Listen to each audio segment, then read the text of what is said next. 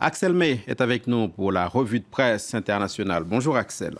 Rebonjour. Pour débuter votre revue de presse, le Washington Post et ses révélations sur la guerre d'espionnage que se mènent Russes et Américains. Oui, selon le journal, les services secrets américains ont enregistré des conversations de hauts responsables russes se congratulant après la victoire de Donald Trump.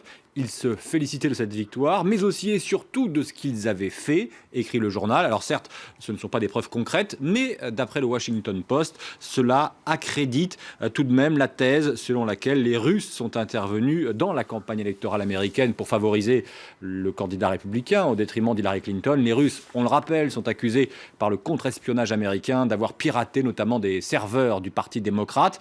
Donald Trump, lui, ne cesse de désavouer publiquement les maîtres espions.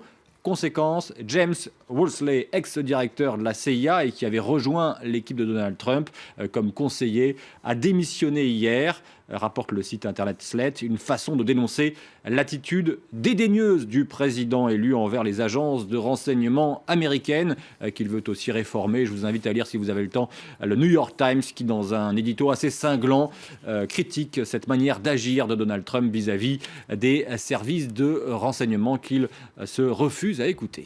Sur cette envie éventuelle de reformer ces services, de les refondre, le porte-parole de Donald Trump a démenti. Petite précision, Axel May. En tout cas, vu du Royaume-Uni, on ne s'étonne pas des réactions vives de la presse américaine. Oui, le Guardian rappelle que les Américains sont des spécialistes de l'ingérence électorale, citant une étude menée par un politique selon qui les États-Unis et d'ailleurs aussi l'URSS puis la Russie sont intervenus ensemble pas moins de 117 fois lors d'élections étrangères entre 1946 et 2000.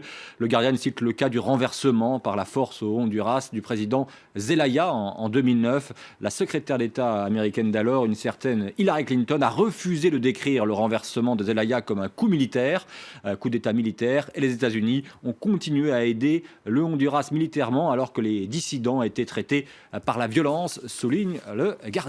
Dans l'actualité internationale également, l'attentat d'Izmir. Oui, cet attentat, la voiture piégée, a visé la troisième ville du pays. On en a parlé, faisant 2 victimes en plus des assaillants tués par la police. Et à la une de Hurriyet, le président Erdogan l'assure, les groupes terroristes ne pourront pas diviser notre nation. En tout cas, le tourisme, acteur clé de l'économie turque, souffre. Vous allez voir dans un instant cette une du soir en Belgique. Le tourisme turc craint la catastrophe pour 2017.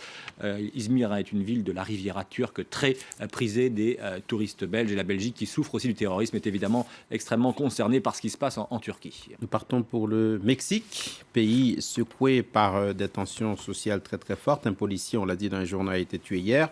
Les arrestations se comptent par centaines après les émeutes provoquées par la hausse brutale des prix du carburant. Ouais, l'Universal titre le jour du saccage, du pillage, avec ce dessin que là aussi vous allez voir dans un instant sur votre écran que je vous laisse découvrir pour illustrer ce pillage, tandis que l'Excelsior donne la parole à un député écologiste qui écrit « Lo necesario lo siempre es lo más popular », ce qui est nécessaire, à savoir la hausse des prix de l'essence, n'est pas toujours ce qui est populaire. Et pour finir, à chacun ses préoccupations, Axel, vous notez qu'en Suisse, c'est le manque de neige qui préoccupe.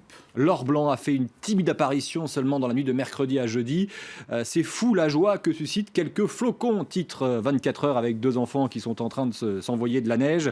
La tribune de Genève renchérit avec humour. Les pistes sont loin d'être canons. Et oui, les stations situées en altitude à Genève compensent ce manque d'enneigement par des canons à neige. Et puis toujours à lire dans la tribune de Genève, vous savez, c'est aujourd'hui l'épiphanie, l'arrivée des rois mages, même si certains ne la fêteront que dimanche. Le journal suisse propose le portrait d'un boulanger qui explique: pour la galette, nous n'utilisons pas la frangipane comme en France. Ils préfèrent le pithivier, masse de 50% d'amandes et 50% de sucre aromatisé à la crème vanille.